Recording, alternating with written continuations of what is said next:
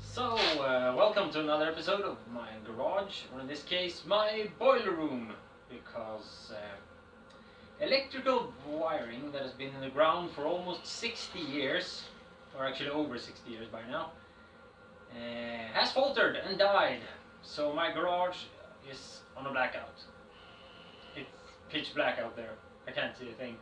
So we're doing some repair work and painting and stuff in my boiler room for this episode. As you can see, the oil pan and the valve covers from this engine isn't very fresh. They're cleaned, but there's still like rust and scrapes and everything. So my plan for this episode is to clean and paint one and polish up the other one.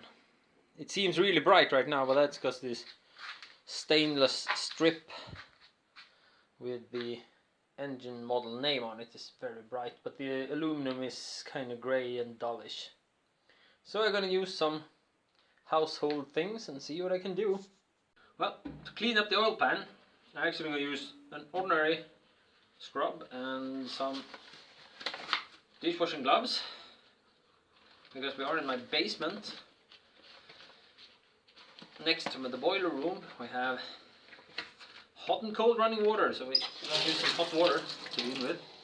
It usually gets terribly hot because it's next to the boiler itself. And just see if we can remove some actual dirt that wouldn't go away, because I used like really hard cleaning solutions to get rid of all the grease.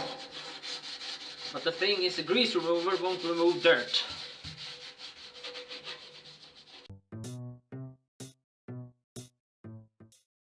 Now we're going to try to clean up the valve cover, and I have a sponge here with it's steel wool and soap. It's supposed to clean up pots and pans and things, and it usually doesn't leave a lot of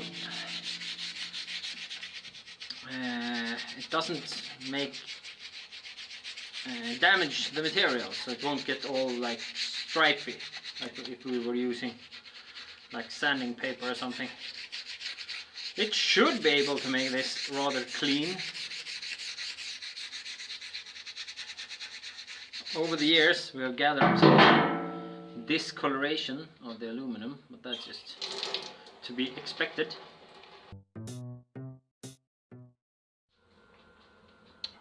As you can see, when it's all cleaned up, it's rusted all over in very much spots, and it's been struck by a few things moving past under the car over the years. And so now we're going to apply one of my favorite chemicals. It's called rust remover, but that isn't actually the truth, because it's actually it makes a chemical bond with the rust and stops it from moving further. It doesn't actually remove it, and it's pink. And oh, should have shaken that one. Well, it's pink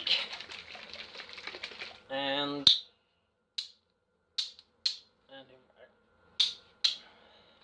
childproof, obviously.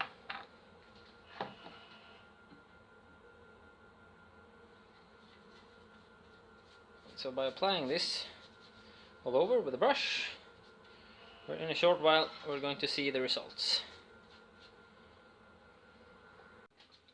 After you let the chemicals work for a while, you're supposed to rinse it off with water, which I have plenty of since I'm working in what used to be the laundry room of my house.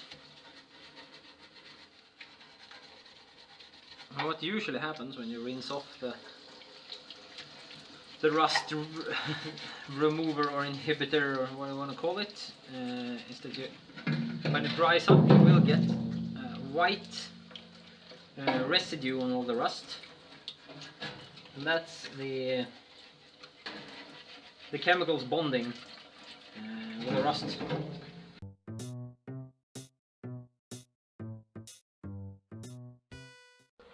When all your surfaces are clean and dry, and you've removed oil, stains, fat and everything else, it's time to start painting. And since I'm a sucker for punishment, I'm going to paint it white.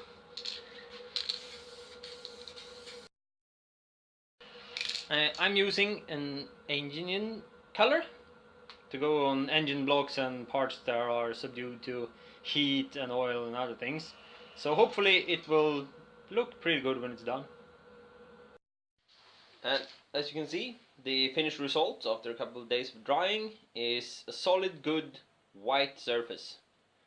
And the veil cover is at least clean. It isn't exactly polished. That will take hours, and that's just too much work. But as you can see, it's clean, and I mounted a new oil cap in nice purple, which is kind of the theme here. We're going for purple details on everything I can find that is cheap from China.